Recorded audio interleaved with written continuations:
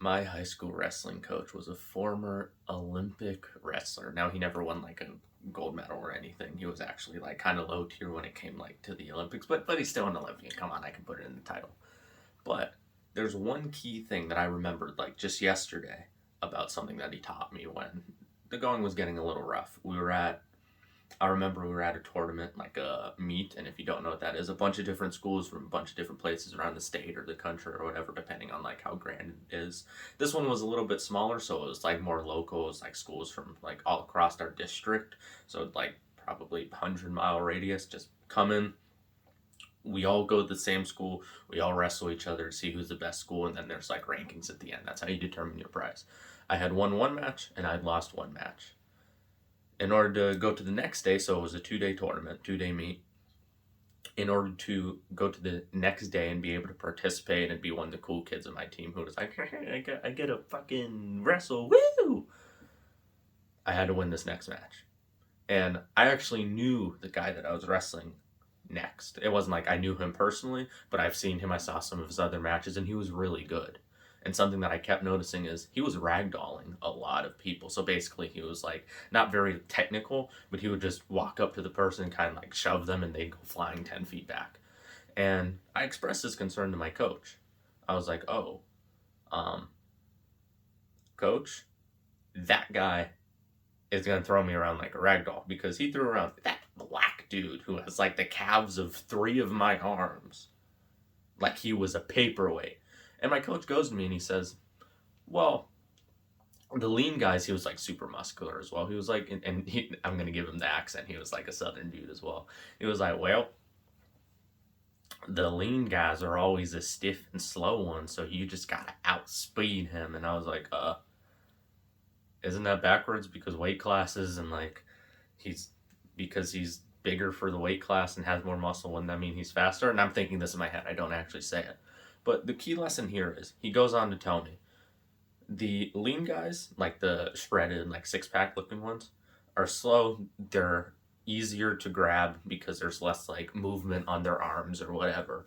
And the fat guys, he said that they're usually stronger, but they're even slower than the lean guys. So he said both of them were slow. He put it in my head that everybody is slower than me. And he said that it's easier to grab them as well. Like it's like better to do like certain moves on them where like you use 2 hands and you drag their arm by because there's more surface area on their arm. And because it moves more, you can kind of like slide up and get higher, he was explaining. And I was like, in my head, my logical brain, that makes no sense. But what he was teaching me, and the most important thing I want to be able to teach you is there was no advantage to my previous mindset. There was no advantage to thinking, okay, this guy's throwing everyone around like they're nothing. He's going to throw me around like I'm nothing. That coach, that former Olympian, put into my head that regardless of what the other person has, there's always going to be a disadvantage. And I'm sure you've heard the thing where people talk about like faking it till you make it. Like if you want to be confident, fake confidence first. If you want to like be good with girls or be good at this or that, you kind of have to fake it literally until you make it, until you start to believe it. This is actually the opposite of that. You're faking it for someone else. So you're downplaying someone else while also pushing up like your own beliefs about yourself, because at the same time he was telling me like you've been training hard, hardest worker on the team, all this kind of stuff. Like he was pushing me up. I felt better, and also he's bringing the other guy down. So when I was down here and in my head I was down here, this guy was up here, he brought us a lot closer. And now you're starting to think, oh man, I have a shot. I don't remember if I ended up winning that match, to be quite honest. I tried like going back and watching old stuff, and I'm pretty sure it was close. I'm fairly certain I lost by like 2 points. So in wrestling, that's like a takedown. So he managed to get me on the floor one time, but then I got up, and I'm pretty sure the match ended there. Like as I was shooting on him, about to take him down. If you don't understand that terminology, you don't have to. It's kind of like when you shoot a shot in basketball and like the team wins by 2 points. Like it's kind of like that. I want to give you something practical for you to apply in real life.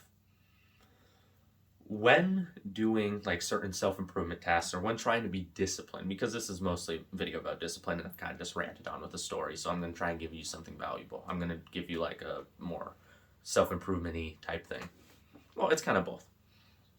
When trying to do something that you're not very good at. A new skill, maybe you're trying to socialize, or maybe you're trying to talk to girls, or maybe you're trying to step into a gym for the first time. Just think in your head that big jack guy you're scared of in your head, just think that he's stupid.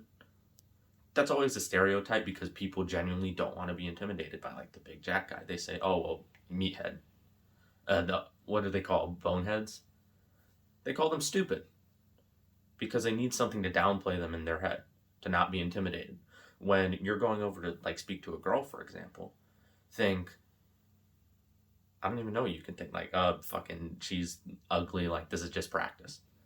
Something to downplay the other thing, and you don't have to be like a dick about it. I'm not saying like actually like fully believe these things, but just in this moment, just trick your brain into thinking, oh wow,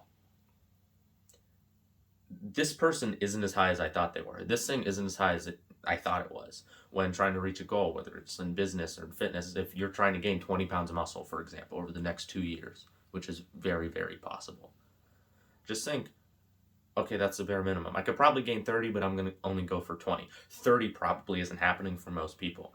20 could happen if you have like decent genetics and you work very hard at it. Most people will probably hit like 15 or 10 within that time frame. If you haven't trained at all, maybe 20 is like fairly possible regardless of your genetics, but still you have to see. Picture it in your head to where it's easy. And it's almost like you laugh at yourself and think, I thought that was hard. I was literally laughing with my coach after the conversation, even after the match. I was like, yeah, coach, he was fucking slow and stiff. Didn't matter because he was pushing me like a semi-truck. You have to frame it in that way to where you have the advantage that the other person didn't, or the other thing didn't. If you're applying this to maintaining good habits, for example, just frame it in the way to where you're the one who's successful. Frame it into the way to where you're the type of person to do this thing. Even if you don't want to do it, if you're trying to get into running, frame yourself as a person who wakes up. You literally like scoff to yourself like a movie character, like this again, like that dramatic ass thing. And you just do it. Because you need to downplay the task. You can't look at Mount Everest every single day and think, I'm going to scale it, I'm going to scale it, I'm going to scale it. There's maybe like 1 or 2 people in the world who actually have like that level of mindset. You're not that person. And if you're like David Goggins watching this, then my bad, sir. You need to downplay it. You need to see Everest and just think, okay, Everest, however many miles it is, let's say 2,000 miles up. I have no idea. 2,000 miles, it's like 20,000 feet. And then it's like 2 million steps. I just have to step 2 million times. 1, 2, 3, 4, 5, 6. And then it's easier. It's still the exact same thing, but you're downplaying it. You're thinking, okay, yeah, people have died, but those people are old. Those people are out of shape. I'm in shape. Even if you really aren't. You need to downplay the task for it to become achievable. Because you can achieve things that you can realistically see in your mind. You can't achieve things that are so high up, it's like God level status that is impossible for you. So you need to look at it like, all of these people have done this thing. I'm pretty sure hundreds of people have climbed Everest. I don't know like how full, but they've gone to like K1, K2, K3. There's like checkpoints on the mountain. You need to think, for the first checkpoint, 2,000 people have got there. I'm able to do that. Checkpoint 2, you need to think, 1,000 people have got there. What's so special about those 1,000 that I can't do? I can do that. You need to downplay it. Even if those people were top athletes in the world, top conditioning in the world, you need to believe that you're on the level of those people. You just have to wait until you're able to achieve it. And then when you fail afterwards, what you need to do is go, okay, I understand. You need to learn from it. I learned from that loss. But also I kept the downplaying going. The things in my head that were brought in were learning lessons. They weren't, oh my God, that sucks. Like he's so strong. I need to get stronger. Like I'm worthless. Because during the like in season, you don't get stronger. That doesn't happen. You're training 4 or 5 hours a day, 5 days a week, 6 days a week. You don't weightlift on the side. I tried. It doesn't happen. Especially with like school and stuff. Obviously, if you're not doing school, then 3 to 4 weight sessions a week is completely fine. But I didn't frame it in a negative way. I framed it in, okay, I learned something. I learned that the muscular guys or whatever are stiff. And I learned that the fat guys, they move a lot. It's easier to grab them in certain ways because you can slide and pull and like re-grab. You know how like when someone has loose skin, you can kind of like pull it back and then you can grab even more of it. That's something that I learned. You need to turn it into a learning experience. You need to turn it into something that benefits you. If you lose in something, if you fail in something, there's no positive benefit other than like the motivation when you bounce back to thinking, I suck, I'm a loser, I'm worthless. That's not true.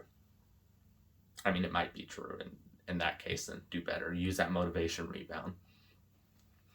But there's almost always something more valuable in going, I completely sucked at this. What can I do to make it better? If you're interested, I have a discipline playbook paid product. It was supposed to be on this screen, but it faded at some point, so we're not going to talk about that. It's basically just me going over tons and tons of lessons. It's probably right now, as it's being made, it's like 20 or 30 pages worth of like an ebook, and then there's video modules on top of that where I just speak about discipline, how you can change your life through that, and I kind of go over my story on how everything works, because I genuinely do believe that the number one thing that a lot of people are missing in their life and in their self-improvement is specifically the discipline aspect, because nobody really talks about it. They kind of just go, yeah, we'll do the thing, man, gotta fucking run every morning, 5 a.m., bro. But that's not exactly true.